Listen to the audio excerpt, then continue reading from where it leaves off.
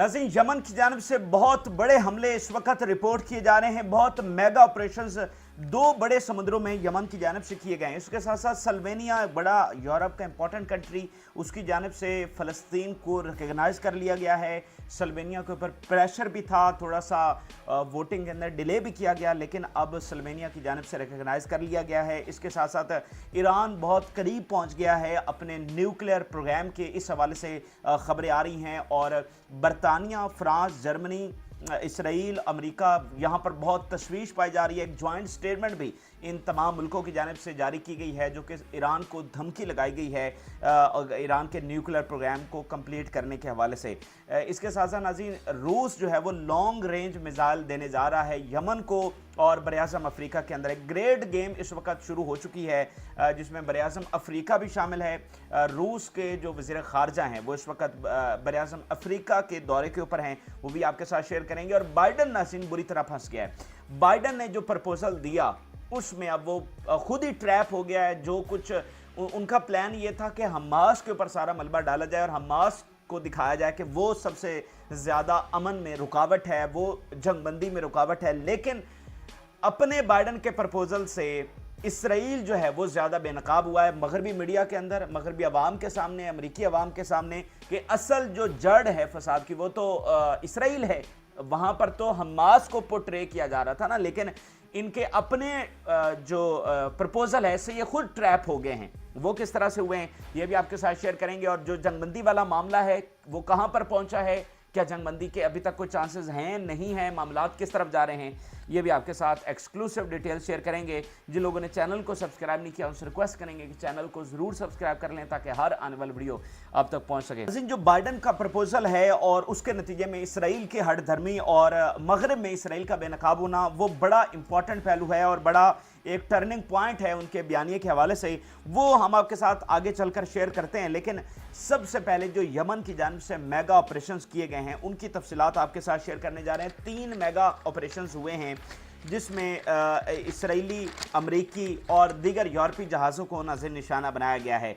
पहला जो ऑपरेशन हुआ है इसके अंदर 2 जहाज़ों को अटैक किया गया है। इसमें रोज़ा और वेंटेज ड्रीम नामी ये 2 जहाज़ हैं जिनको रेड सी के अंदर निशाना बनाया गया है।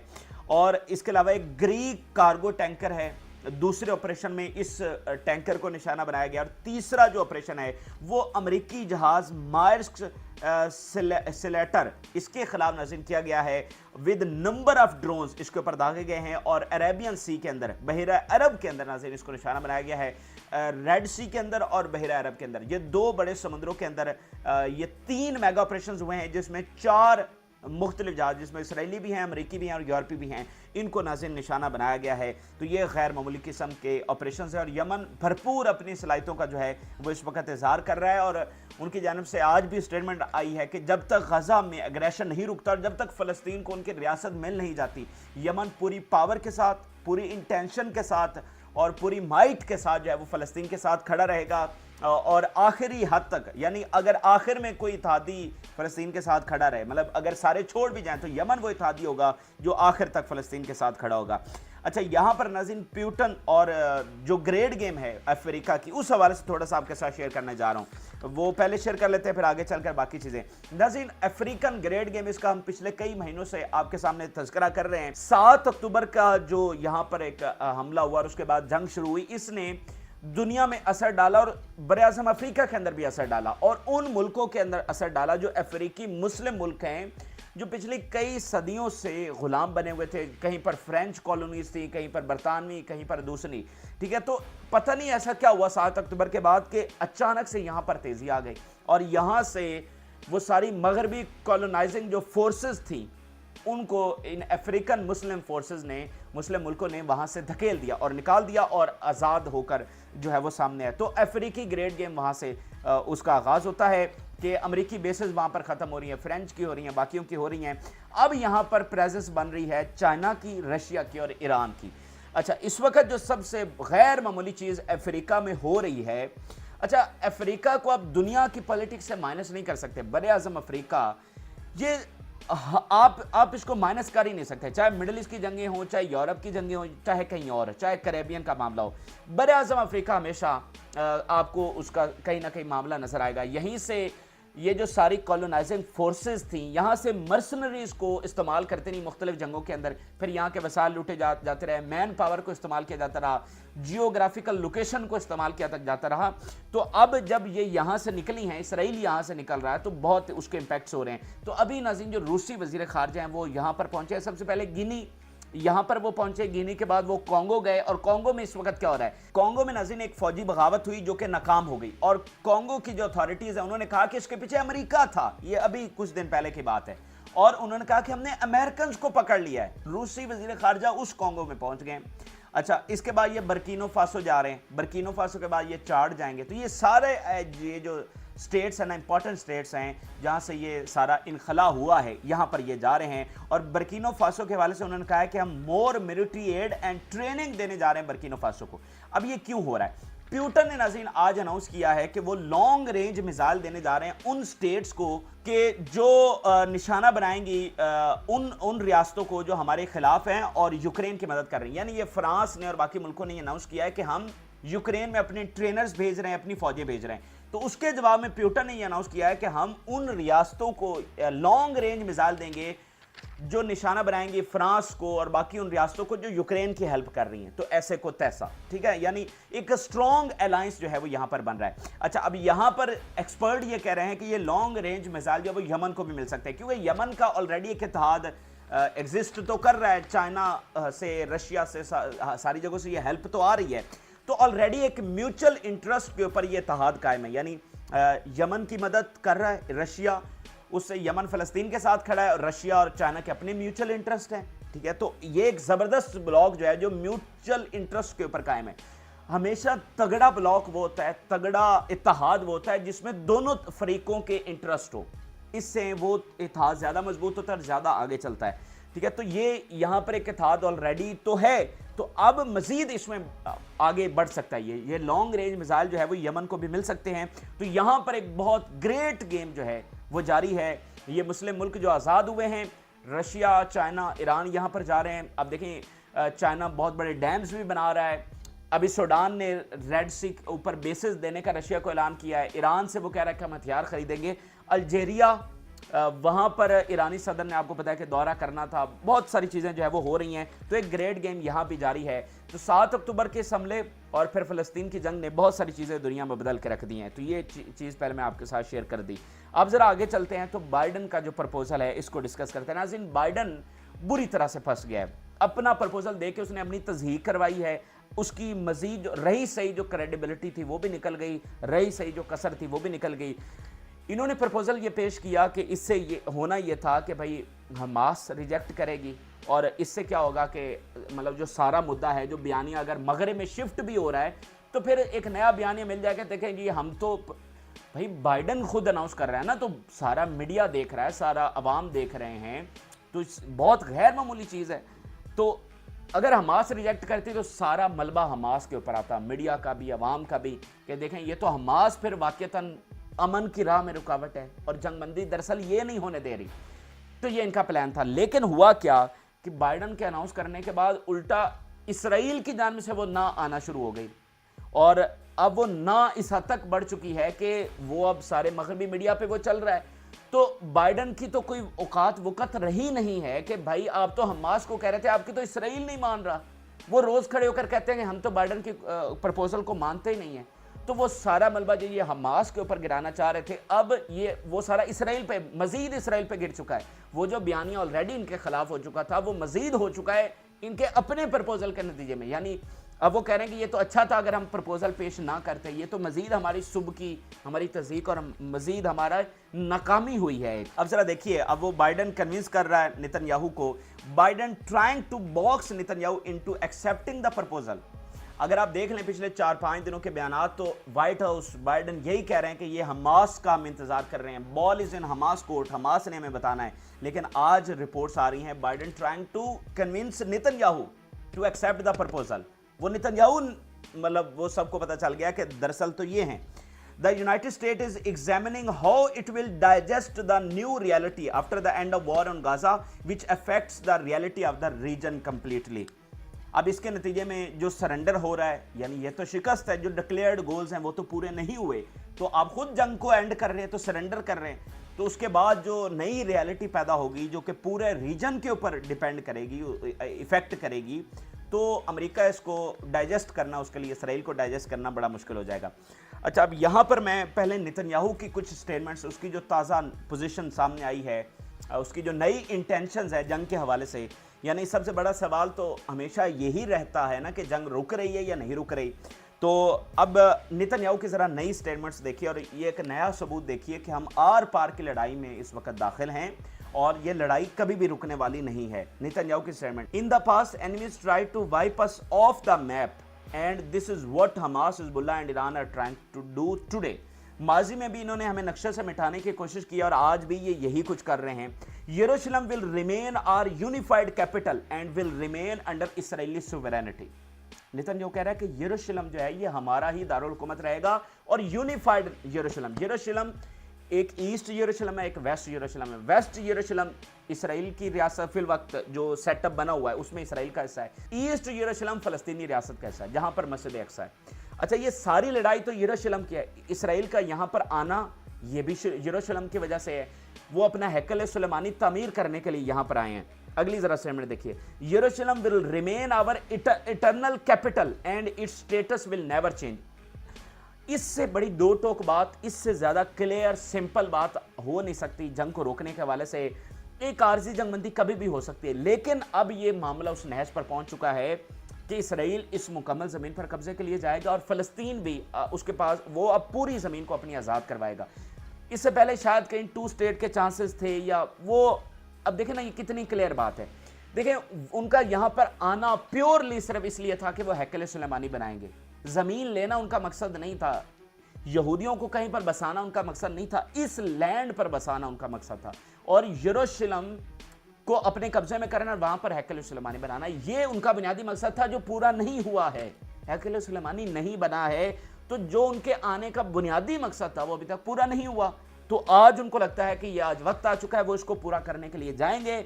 इसलिए मुझे नहीं लगता, मेरी कैलकुलेशन बिल्कुल ये नहीं है कि कहीं पर भी ये जाकर जंग रुकेगी। अगर आज आप किसी तरीके से इसको आरजी जंगबंदी करवा भी लेते हैं बाय फोर्स, तो भी कुछ टाइम के बाद ये जंग दोबारा से छिड़ जाएगी। ठीक है, तो ये आर पार वाली लड़ाई है। वो पूरा यरूशलेम लेने के लिए आएंगे और फलस्तीनी भी डट कर खड़े और उनके थादी भी कि ये यरूशलेम फलस्तीन ही का दारुल हुकूमत रहेगा। अच्छा, यहीं पर आप देखें कि फ्लैग मार्च हुआ है और उसमें बेन गवर ने भी शिरकत की है। ये फ्लैग मार्च, इसका मकसद यह है कि यरूशलेम को मुकम्मल इसराइली रियासत का हिस्सा बनाया जाए। ये फ्लैग मार्च, उसमें उनका नेशनल सिक्योरिटी मिनिस्टर शामिल हो रहा है। ये कोई मामूली चीजें तो नहीं है। इससे यानी वो ओपनली कह रहे हैं कि यरूशलेम हमारा है। वो फ्लैग मार्चेस कर रहे हैं, उनके लोग मस्जिद अक्सा में दाखिल हो रहे हैं। तो अभी भी अगर आपको समझ नहीं आ रही कि उनकी इंटेंशंस क्या हैं, तो आप कब समझेंगे?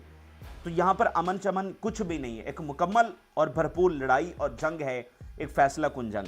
फिर आप जरा देखिए, अमेरिकी जो हाउस ऑफ रिप्रेजेंटेटिव है उसने लॉ पास कर लिया है to impose sanctions on international criminal court. कभी आपने दुनिया में देखा है कि अदालत, और वो भी आलमी अदालत के ऊपर सैंक्शंस लग रही हो? तो इसराइल की मोहब्बत में इन्होंने ये कर दिया है।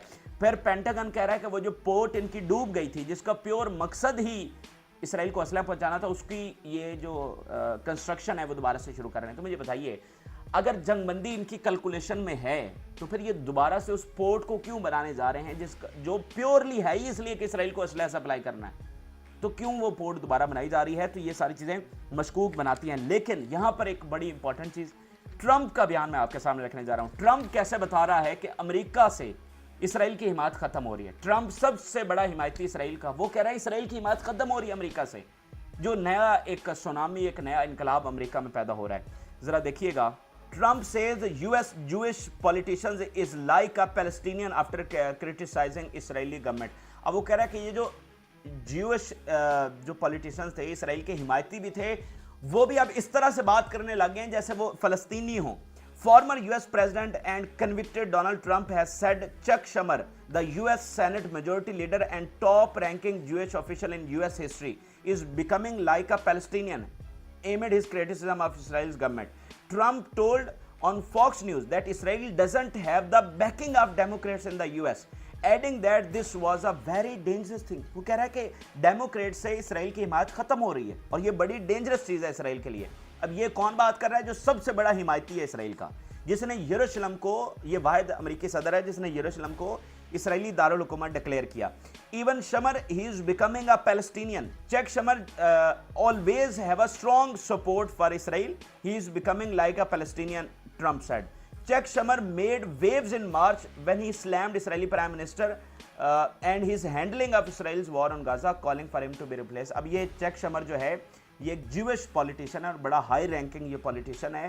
وہ کہہ رہا ہے کہ اب مطلب اتنے جو ہیں خود جیوش ہیں ان کے پاس سپیس نہیں بچی ہے کہ عوام کی حمایت ایسے بدل رہی ہے, ان کے لیے دوبارہ الیکشن جیتنا مشکل ہو جائے گا, تو آپ کی حمایت جو ہے وہ ختم ہو رہی ہے. یہ تمہارے لیے بہت ڈینجرس چیز ہے. یورپ آلریڈی اس کی پوزیشن آپ دیکھ لیں, اور ایک آخری دیوار امریکہ ہے, اس کی وہاں سے بھی حمایت جو ہے وہ ختم ہوتی چلی جا رہی ہے. تو یہ ایک بڑی امپورٹنٹ چیز ہے. اب ذرا ایک اور مثال دیکھیے. یو کے میں ناظرین پول ہوا ہے. یو کے وہ ہے جس نے ان کو زمین دی, ان کا پہلا محافظ یو کے تھا, پھر یو ایس بن گیا. یو کے میں ناظرین پول ہوا ہے اور میجورٹی آف یوتھ کہہ رہی ہے اسرائیل شوڈنٹ ایگزسٹ. یہ نہیں کہہ رہے کہ 2 ریاستیں بنا دیں, اچھا فلسطینی ریاست بھی ہونی چاہیے. وہ کہہ رہے ہیں اسرائیل شوڈنٹ ایگزسٹ. اور اس سے پہلے اسی طرح ایک سروے امریکہ سے بھی آ چکا ہے جہاں پر یوتھ نے کہا کہ اسرائیل کو تو ہونا ہی نہیں چاہیے, یہ تو حماس کے حوالے کر دینا چاہیے. ٹھیک ہے, اور آج یو کے سے یہ پول آ گئے ہیں. باقی تو ریاستیں چھوڑ دینا, یعنی یہ باقی ریاستیں ریکگنائز کر رہی ہیں, اور یو کے جیسی ایک امپورٹنٹ ترین جو ان کی حامی ریاست ہے وہاں سے یہ سروے بار. تو یہ ساری چیزیں بتاتی ہیں کہ اسرائیل صرف فلسطینی ریاست یہاں پر قائم نہیں ہونے جا رہی, بلکہ اسرائیل ہی ساتھ ختم ہونے جا رہا ہے. ایک مکمل فلسطین یہاں پر بننے جا رہا ہے.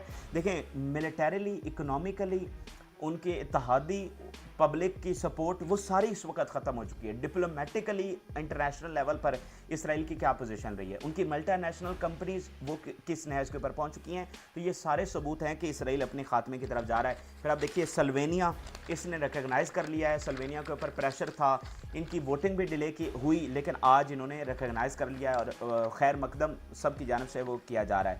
اب میں آپ کے سامنے اسماعیل ہانیہ کے 2 سٹیٹمنٹ رکھنے جا رہا ہوں.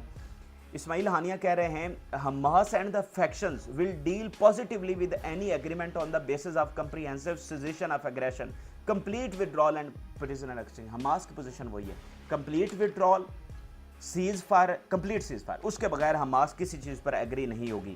The orgy of settlers in Jerusalem confirms that the city is the focus of the conflict and our people will not rest until the occupation leaves.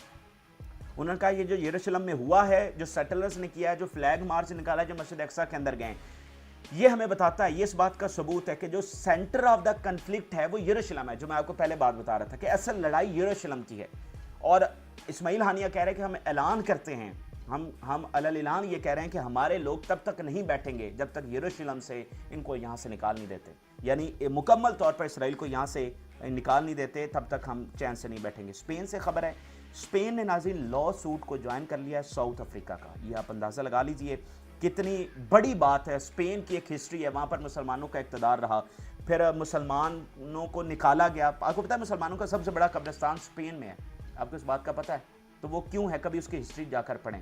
تو وہ اسپین جو ہے وہ آج فلسطین کے ساتھ کھڑا ہو رہا ہے. اچھا, اسی کے ساتھ ناظرین ایران کے حوالے سے خبر یہ ہے کہ ایران بہت تیزی کے ساتھ اپنے نیوکلیر پروگرام کو کمپلیٹ کرنے جا رہا ہے, اس پر وہ کام کر رہا ہے. میں آپ کو پوری دلائل پیچھے دے چکا ہوں, پوری ہسٹری بتا چکا ہوں کہ ایران کے پاس اب کوئی آپشن نہیں ہے, اس کے پاس کوئی سپیس نہیں کہ وہ نیوکلیر پروگرام مکمل نہ کرے. جب اس کے سامنے اسرائیل جیسی ایک نیوکلیر طاقت اعلان یہ کہہ رہی ہے کہ ان کا مقصد ایران کو ختم کرنا ہے, تو ایران بھی اب تمام چیزوں پہ سیکریفائز کرے گا لیکن نیوکلیر پر سیکریفائز نہیں کرے گا. یہ اب لڑائی اس نہج کے اوپر سروائیول کی لڑائی, ایگزسٹنس کی لڑائی ہے. تو اگر ان کے پاس نیوکلیر ہے تو ان کو بھی دیکھیں, ایران اگر پیچھے ہے تو صرف نیوکلیر کی وجہ سے پیچھے ہے. انہوں نے اپنی میزائل فورس سے دکھا دیا کہ وہ کیا کچھ کر سکتے ہیں, لیکن اگر وہ لیک کر رہے ہیں کسی چیز میں تو وہ نیوکلیر میں لیک کر رہے ہیں. تو آج IAEA نے, جو انٹرنیشنل ادارہ ہے جو اس کو نیوکلیر کو ڈیل کرتا ہے, انہوں نے اسٹیٹمنٹ جاری کیا کہ ایران وائلیٹ کر رہا ہے جو ابلیگیشنز ہیں, اس کو وائلیٹ کر رہا ہے. اس سے مراد یہ ہے کہ وہ اپنا نیوکلیر پروگرام بنا رہا ہے, یعنی ایک پیمانہ ہوتا ہے کہ آپ اتنی انریچمنٹ یورینیم کی کر سکتے ہیں, اتنی یہ چیزیں کر سکتے ہیں, اس سب کی وائلیشن. یعنی وہ IAEA کے جو رولز ہیں اس کو بالکل نہیں مان رہا اور اپنی من مرضی کر رہا ہے, یعنی کہ وہ نیوکلیر بنا رہا ہے. US, UK, فرانس, جرمنی, ان کا جوائنٹ سٹیٹمنٹ سامنے آیا ہے اور انہوں نے کنڈیم کیا ہے ایران کے اس نیوکلیر پروگرام کو. تو بات یہ ہے کہ اگر اسرائیل کو آپ اجازت دے سکتے ہیں, اور کب سے 50 سے शायद 60 से उन्होंने अपना न्यूक्लियर बनाया हुआ है। तो अगर आप उनको कुछ नहीं कह सकते तो आप ईरान तो इतना अरसा रुका रहा है, और फिर आपने इसराइल को इजाज़त दी कि उन्होंने इराक का, शाम का, लीबिया का, सबका न्यूक्लियर तबाह किया, पाकिस्तान का भी तबाह करने की कोशिश की, लेकिन इसमें जो है वो नाकाम रहे। तो इसराइल जिस खतरे को टालता रहा है दहाइयों तक, वो खतरा अब आ रहा है। इवन इब्राहिम रईसी की शहादत भी इस मिशन को रोक नहीं सकी, बल्कि इब्राहिम रईसी की शहादत के बाद तो ईरान को ज़्यादा लगा है कि अब तो मतलब आप देखें ना कि उनके टॉप लीडरशिप को निशाना बनाया गया। उनकी टॉप लीडरशिप अगर महफूज नहीं है तो किसी भी हद तक इसराइल जाएगा, और जा भी चुका है, उनके टॉप साइंटिस्ट को वो शहीद कर चुका है। तो हम पीछे नहीं हट सकते। तो ये इसीलिए वो अपना न्यूक्लियर प्रोग्राम जो है वो बहुत तेज़ी के साथ आगे बढ़ा रहे हैं। गैर मामूली चीज़ें हैं जो वहाँ से सामने हैं। आखिर में मैं सिर्फ 3 स्टेटमेंट आपके सामने रखने जा रहा हूँ, एक ज़बरदस्त तज्जिए की फातह और शिकस्त के हवाले से। इसराइली मीडिया कह रहा है, और हरीट्स एक सबसे बड़ा अखबार, वो क्या लिख रहा है? Gantz, Eisenkot and Halevi are increasingly concerned that the solution on the northern border with Hezbollah has gotten out of control. वो कह रहे हैं सिचुएशन आउट ऑफ कंट्रोल हो चुकी है। The Israeli army and the Israel not ready for a real war in Lebanon. Israeli army ready ही नहीं है लेबनान से जंग करने के लिए। तो तुम तो कह रहे हो कि बैरूत को गजा बना देंगे, और आर्मी रेडी ही नहीं है। तो क्यों रेडी नहीं है? तुम तो लेबनान को भी ग्रेटर इसराइल का हिस्सा समझते हो, तो आज मौका है, लड़ लो, जाकर ले लो, ग्रेटर इसराइल बना लो।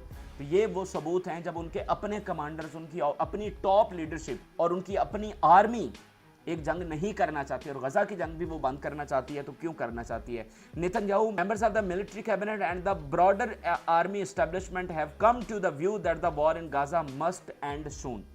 ये उनके वॉर कैबिनेट कह रही है कि हमें जल्द अज जल्द जो है वो जंग को बंद कर देना चाहिए गजा में, हमें कुछ वहाँ से अचीव नहीं हो रहा। तो निहत्ते लोगों को इन्होंने निशाना बनाया और उसका हिसाब देना पड़ेगा। लेकिन मैं आपको बता रहा हूँ उनकी कुर्बानियाँ रायगा नहीं जाएंगी, और फ़लस्तीनी रियासत बहुत जल्द आपको नक्शे पर नज़र आएगी। और जितनी ये जंग तवील हो रही है, जो कि ऑल आउट वॉर की तरफ जा रही है। देखें, अगर आज मुज़ाकरात के ज़रिए जंग बंद होती है तो भी इसराइल का सरेंडर है। हमास तो वहीं पर खड़ी है, ना वो अपने प्रिजनर इसराइल ले सका है, तो भी इसराइल का सरेंडर होगा। जंग बढ़ेगी तो भी, मैं आपको बता दूं, उनकी आर्मी इतनी खौफज़दा है कि हम तो लड़ना ही नहीं चाहते। तो जंग बढ़ेगी तो भी इसराइल ही शिकस्त खाएगा। तो एट द एंड खात्मा इसराइल ही का होना है। ये इस वक्त के अहम तरीन और ताज़ा तरीन हक़ाइक़ हैं जो आपके साथ शेयर किया। आप अपनी राय ज़रूर आगाह करें। जिन लोगों ने चैनल को सब्सक्राइब नहीं किया उनसे रिक्वेस्ट करेंगे कि चैनल को ज़रूर सब्सक्राइब कर लें, ताकि हर आने वाली वीडियो आप तक पहुँच सके। इजाज़त।